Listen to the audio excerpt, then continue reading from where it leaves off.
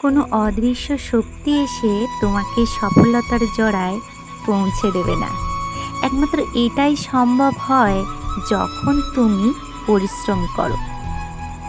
জানো তো, সাধারণ মানুষ যতক্ষণ ভালো লাগে ততক্ষণ কিন্তু কাজ করে, আর অসাধারণ সফল হওয়া মানুষেরা ভালো না লাগলেও যতক্ষণ না কাজটা শেষ হয় ততক্ষণ কিন্তু কাজটা বন্ধ করে না। ঠিক তেমনি আমরা মেয়েরা অসাধারণ না হলেও কিন্তু অনেক কঠিন পরিবেশে লড়াই করে বাঁচতে হয় এবং নতুন নতুন স্বপ্নের জন্য এগিয়ে যেতে হয়। তো এই ধরনের কিছু পরিস্থিতি ও কাজ নিয়ে তোমাদের সামনে আরও একটি নতুন ব্লগে হাজির হলাম। তো পরিচয়টা করিয়ে নিই। আমি অলকা, আর অলক উপমা ব্লগ চ্যানেলে সবাইকে অনেক অনেক স্বাগত। আর এই দেখো, আমি কিন্তু সকালবেলা আজ আমার বাসি কাজের কোনো কিছু তোমাদের সাথে শেয়ার করতে পারিনি। কেন বলো তো? ভীষণ বৃষ্টি হচ্ছে এদিকে, চারিদিকে জলে ভরে আছে, আবার বৃষ্টিটা যখন থামছে জলটা কিন্তু সরে যাচ্ছে। যাই হোক, এরকম বৃষ্টি পরিবেশে আমার আর সব কিছু ভিডিও তোলা সম্ভব হয়ে ওঠেনি। কিন্তু আমি সকালে উঠে বাসি কাজ করে বাসি নাইটি ছেড়ে তারপরে কিন্তু গ্যাসে ভাতটা বসিয়ে দিয়ে রান্নার জন্য চলে এসেছি। আর এই দেখো, বাগানে কিন্তু কচু শাক তুলে এনেছি, কারণ এবছরে প্রথম এই কচু শাকটা কিন্তু খাওয়া হচ্ছে, এর আগে খাইনি। যাই হোক, চিংড়ি মাছ দিয়ে কচু শাকটা হবে বলেই তুলেছি। আর আরও একটা পদ হবে, সেটা আর আমি দেখাচ্ছি না। যাই হোক, কোনো কিছুর অতিরিক্ত কিন্তু ভালো লাগে না। যেমন অতিরিক্ত গরমে আমাদের খুব কষ্ট হচ্ছিল, আবার অতিরিক্ত বৃষ্টি আবার আমাদের কিছুটা ঘরবন্দি করে দিল। কি ঠিক বললাম তো? কারণ এত বেশি বৃষ্টি হচ্ছে, জানো তো, আমাদের রাস্তাটা না প্রচণ্ড কাদা হয়ে গেছে। জুতো পরে রাস্তা দিয়ে যেতে পারছি না, কিছুটা কাদায় হেঁটে তারপরে রাস্তায় যেতে হচ্ছে। যাই হোক, কথায় কথায় কিন্তু আমার কচু শাকটা কাটা হয়ে গেছে। আর এটা ভেবো না যেন যে আমার কচু শাক কেটেই আমি সরাসরি কড়াইতে তুলে দিলাম।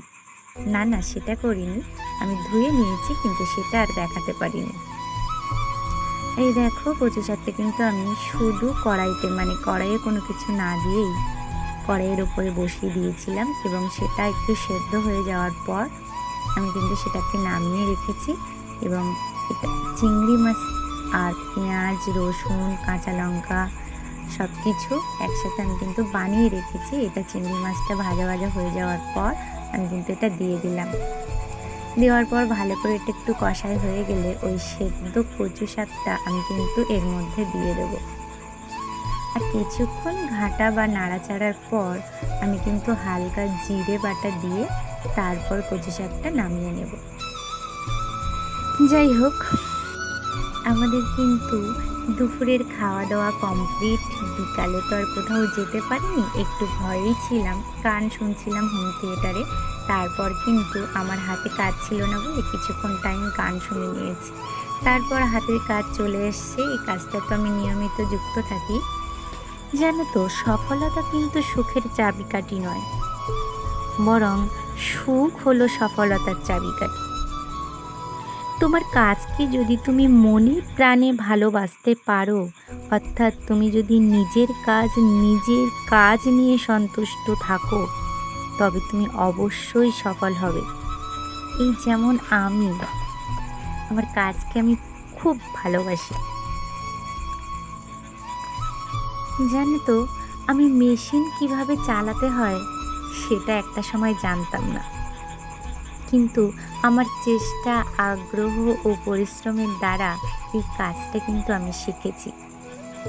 এই কাজটা অনেকে না ছোট মনে করে, কিন্তু বিশ্বাস করো, আমি বলছি, এই ছোট কাজটাই ভালোবেসে গুরুত্ব দিয়ে করলে মাসে 8,000 টাকা থেকে 9,000 টাকা তুমি হামেশাই ইনকাম করতে পারবে। এবং আমি তাই করেছি, এবং মাসে 8 থেকে 9,000 টাকা আমি ইনকাম করি। আচ্ছা বলো তো, আমাদের মতো নিম্ন মধ্যবিত্ত পরিবারে এই টাকাটার কতটা উপকার সংসারে হয়? অনেক অনেক উপকার কিন্তু সংসারে হয়। কারণ এই কাজটা এমনই একটা কাজ যে সংসারের সবটা সামলে, আমার তো সবটা সামলাতে হয়, তাই না? এবং একা হাতেই কিন্তু সামলাতে হয়। সবটা সামলে তারপরে কিন্তু করতে হয়। যাই হোক, আমার এই কাজটা কিন্তু কারখানা থেকে নিয়ে এসেছি। এগুলো কিন্তু সব কাটিং থাকে। আর এই যে দেখছো, আমি কিন্তু এই কিছু ব্লাউজ তো এগুলো কিছু পট্টি পাট্টা থাকে, যেমন ডাউন পট্টি থাকে, সেগুলো না একটু কাটিং আমাকেও করে নিতে হয়। তো আমি সেগুলো কেটে কুটে ঠিক করে নিচ্ছি। কারণ কোনো কাজ শুরু করার আগে সেটাকে একটু পরিপাটি করে শুরু করলে না কাজটা অনেক তাড়াতাড়ি এগিয়ে যায়। হ্যাঁ, ৮ থেকে ৯,০০০ টাকা ইনকাম করতে গেলে তোমাকে কাজটাকে আগে বুঝতে হবে যে কত তাড়াতাড়ি এটা করতে হবে। তোমার দিনে তো অন্তত ২ ডজন থেকে ২.৫ ডজন মাল তোমাকে তুলতেই হবে। না হলে কিন্তু মাসে ৮-৯,০০০ টাকা ইনকাম করাটা খুব কঠিন হয়ে যাবে। যাই হোক, আমি একটা সময় ২ থেকে ২.৫ ডজন, কি বলবো, ৩ ডজন, ৩.৫ ডজনও পর্যন্ত করেছি। এখন আমার মেয়ে হওয়াতে বা আমার উপমা একটু দুষ্টুমি করাতে এখন তার পরিমাণটা অনেকটাই কমে গেছে। কিন্তু আমার এটা মনে হয় সত্যি ঘরে বসে এরকম ধরনের ইনকামের একটা পথ কিন্তু সত্যিই একটা অসাধারণ। কারণ আমাদের মতো মেয়েদের ঘরের কাজটা তো আগে সামলাতে হবে, তারপর ঘর সামলে বাদবাকি যে সময়টা থাকে সেই সময়টুকু কাজে লাগিয়ে যদি এমন একটা ইনকাম করা যায়, তো সেই সংসারের পক্ষে খুবই মঙ্গলজনক বলে আমার মনে হয়। যাই হোক, দেখো আমার ব্লাউজগুলো সব এসে গেছে আর আমি সবগুলো সাইজ করে নিলাম, কারণ এখানে ৮ পিস ৮ পিস করে সাইজে ছিল। তো ৮ পিস ৮ পিস একই সাইজ, এর ৩টে ৪টে সাইজ আসে, যেমন ৩২ সাইজ, ৩৪ সাইজ। তো ৩২ একই সাইজ, ৩২ বড় আর ছোট, সামান্য হেরফের ছিল, কিন্তু আমি সেটাকে কী করলাম, একসাথে করে নিয়েছি। আর এই দেখো, আমি কিন্তু মেশিনের কাছে চলে এসেছি এটাকে বানানোর জন্য। আর এই ব্লাউজগুলো কিন্তু একটা একটা করে কোনো বানানো হয় না, একসাথে সবগুলোর পার্ট এক এক সাইজের এক এক রকম তৈরি করে নেওয়া হয়। তো আমি সেই অনুযায়ী সেটাই করছি, যেটা করলে কাজটা মোটামুটি এগোবে, যেটা করলে খুব তাড়াতাড়ি কাজ করে দিনে অন্তত ২ ডজন থেকে ২.৫ ডজন করা যাবে। একটা ব্লাউজের একটা সাইড যখন করব, অন্তত ১৬টা ব্লাউজের সেই একই রকম কাজ একসাথে করে নেব। এভাবে করলেই কাজটা অনেক তাড়াতাড়ি এগিয়ে যায়। আর এই দেখো, এখন কিন্তু রাত কটা বাজে জানো তো? রাত ৯টা বাজে। আমি কিন্তু এই সময় আমার উপমাকে খাইয়ে ঘুম পড়িয়ে তারপরে কিন্তু আমি কাজে বসেছি। তার এই সময়টা আমি একটু ফ্রি, তাই আমি কিন্তু কাজে বসলাম। এবং শুধু এই সময় বলে না, আমি যে সময়গুলো ফ্রি থাকি তখনই কিন্তু মেশিনের কাজে ছুটে আসি। আগে বলতে পারো বেশিরভাগ টাইম ফ্রি থাকতাম, কিন্তু এখন ফ্রি থাকার টাইমটা তো খুবই কম। ওই জন্য ফ্রি ব্যাপারটা আমার নিজেকেই কিন্তু বের করে নিতে হয়। যাই হোক, তবু এই কথা বলবো যে এমনই একটা কাজ, যে কাজটা করে সত্যি সামনের দিকে এগিয়ে যাওয়া যায়।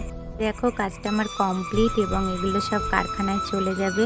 তো ব্লগটা আর বেশি বড় করছি না, তোমরা সবাই ভালো থেকো। নেক্সট কোনো ব্লগে দেখা হবে। টাটা।